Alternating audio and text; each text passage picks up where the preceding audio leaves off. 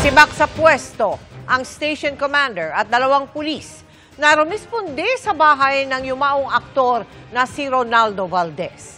Ito ay matapos kumalat sa social media ang sensitibong video ng aktor sa loob ng kwarto kung saan siya nakitang duguan. Nakatutok si Mark Salazar.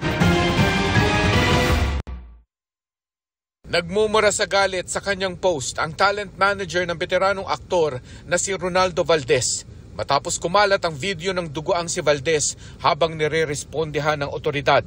Makikipagtuos daw siya pagkatapos ng pagluluksa.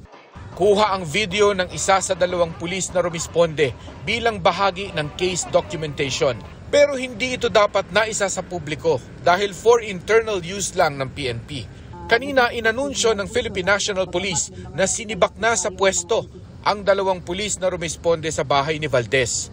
Damay ding naalis sa pwesto ang kanilang station commander. Para po tignan at ang liability. So pwede po silang maharap sa administrative case pati na rin po sa criminal case. Ang mismong nag-leak ng video naman, aalamin pa sa investigasyon. Nasa admin holding unit po sila ng QCPD pending investigation po. We will give the names later po, sir. Tumutulong na ang PNP Anti-Cybercrime Group sa pagtunton sa mga original uploader ng sensitibong video. Pwede siyang kasuhan, gayon din ang mga nag-share sa ilalim ng Anti-Cybercrime Law. Nag-request na po ang QCPD through our ACG para mag-request po na i-take down na po itong mga kumakalat po ng mga video. Ang iba naman, pinakiusapan ng huwag nang i-share at i-delete ang video.